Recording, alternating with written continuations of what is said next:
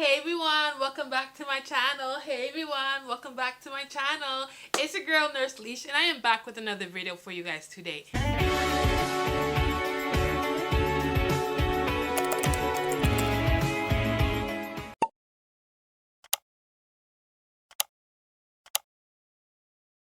In today's video, I'll be showing you guys how simple it is to understand hypotonic, isotonic, and hypertonic solutions. So, if this is a confusing concept for you guys, make sure you guys watch this video because I simplify it so easy that even a child can understand it, okay? So, if you're new, thank you for clicking on this link and make sure you hit that post notification bell and that subscription button down below. That way you're notified every single time I post another hit video.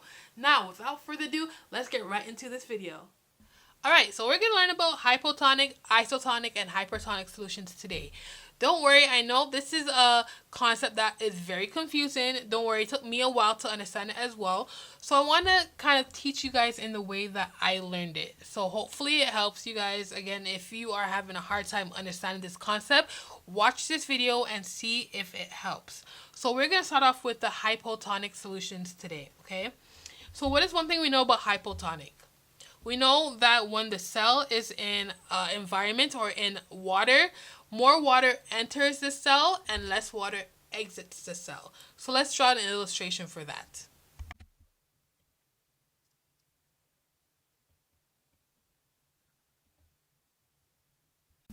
So here we have our beaker filled with water and this is our cell, okay? So we are in a hypotonic solution environment, meaning more water is entering the cell, okay? More water is entering the cell, and less water is coming out. Okay, let's swell this up a little bit. So we have more water entering and less water exiting. So what do you think happens to the cell when that happens? Exactly. Your cell will start to swell.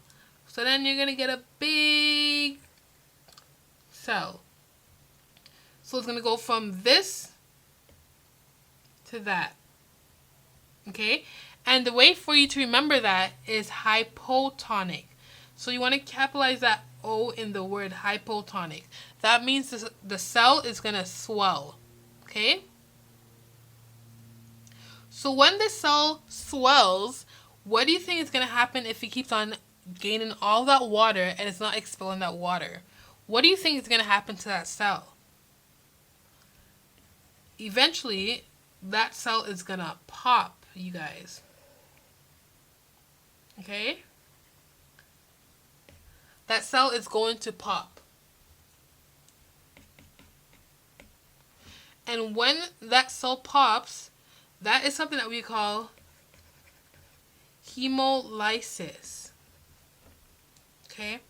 So that happens when the cell gains all that fluid in but doesn't expel enough out. So then that cell is going to swell, and then when it swells, it pops. And then when it pops, that is what we call hemolysis. And again, you can remember it by that O. Okay? So that is hypotonic. Now, isotonic is when there is an even give and take. So again, let's draw that beaker.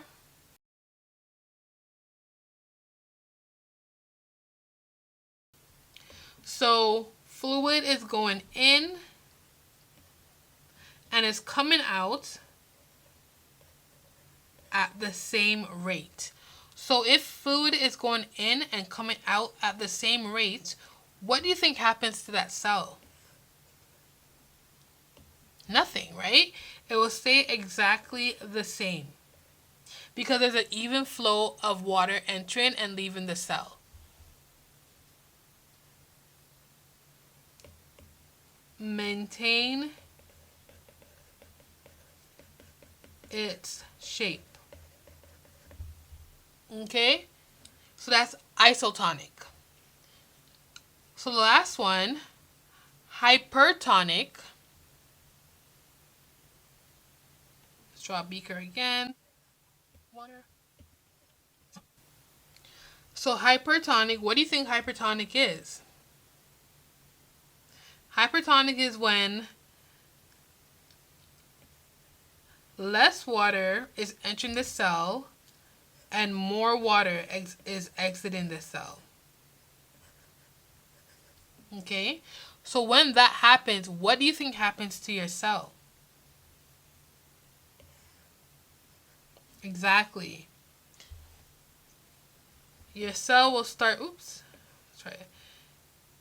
Your cell will start to shrivel. Okay?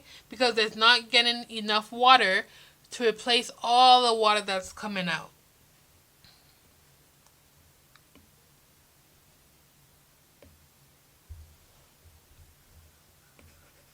So we call that crenation. Okay? So that's what hypertonic is. And you want to capitalize that E because that E means exit. Okay? So that's how you would know. More water is exiting the cell, okay, than entering. And then it's going to cause the cell to shrivel up. And then that's what we call crenation. So let's review. Hypotonic is when more water enters the cell than it exits the cell. Okay? And because more water is entering the cell, your cell is going to swell. And because it's swelling so much, it's going to pop and it's going to burst. And then when it bursts, that's what we call hemolysis. Okay? Now for isotonic, everything is the same. As much water that's entering the cell is as much water that's exiting the cell. And because there's an even flow of give and take, that cell remains the same. And hypertonic is when more water is leaving the cell than it is entering the cell. So because it's losing that water, it's going to become dehydrated. It's going to become thirsty. So then it's going to shrink in size. And when it shrinks in size, that is something that we call crenation.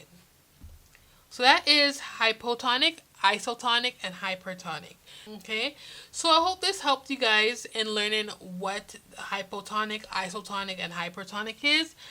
I know it can be a little bit confusing, but you want to make sure that if something is in hypo, remember the O is swelling, so your cell will swell. Okay, isotonic, if it's iso, there's an even balance of give and take. And for hypertonic, you want to make sure that you exit the cell, okay? So more water is exiting the cell than it is entering the cell. So then you're going to experience crenation. Hopefully this helped you guys. Thank you so much for watching. I'll see you guys in my next video. Bye!